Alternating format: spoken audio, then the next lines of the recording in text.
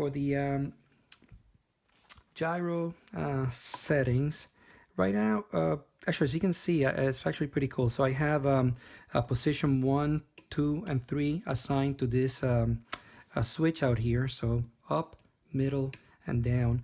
For now, what I'm going to use for the down position, again, just for setup purposes, I'm going to bring this number down to -100. The middle position, I'm going to leave it at 0. And the up position, I'm going to bring it up to 100. Again, this is just for setup calibration purposes. I will change those numbers later after calibrating the Spirit unit. And also, we're going to log out of that. For fine tuning, I always like to turn the digital trims. I like to turn them off. You know, we don't use these trims for fiberless units. They just confuse the unit. It's best to turn them off.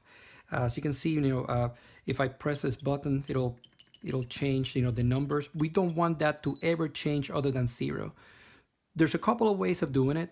The easiest way to me is just to turn the function off. Okay, so here I just turn the function off. So say the roll, I think it was this switch, it will just won't do anything. See that?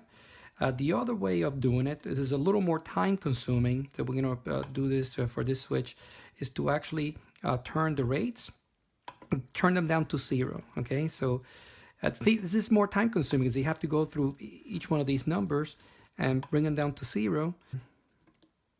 I'm sorry, here we go.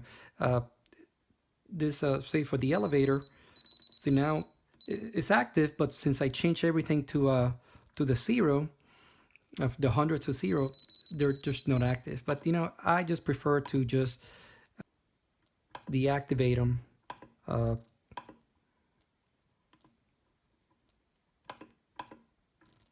See, and now they're just deactivated. See, it doesn't matter what I do. See, it's just nothing is active there. And then for we make sure that there's a dual rates need to be at 100, but the exponential probably doesn't matter where you have them. I just like to keep them at 0 for setup purposes, but it probably doesn't matter. And that's about it. That's free mixes. That's kind of important. It's actually a trick that I learned from the RC Thoughts website. So basically, you create this particular mix. It goes from gyrosense to gyrosense. Okay.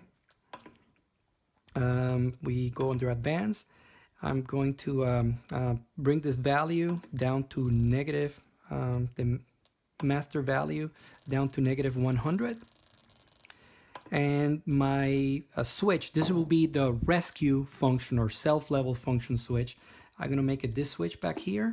So I'm going to choose switch, and see, as you can see, bringing the switch up activates that function. Okay, and guess what? We're actually going to do that same thing again. We're going to create another free mix, and it'll be the same mix, the gyrosense to gyrosense. We're going to go under advanced. We're going to go under master value. We're going to bring that number down to -100. Okay, and then the switch is going to be the very same switch. Okay, all right. So we activated that. So now we, I think this is kind of a hack of the system, but it really works really well. What this mix does, okay, is that whenever I have, say like here I have 100, channel 6, we know that's my gyrosense. It is set up at 100 right now.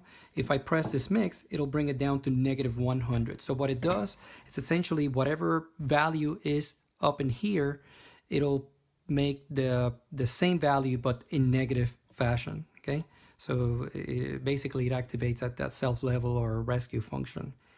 And that's it. We're done with this initial Jeti radio setup.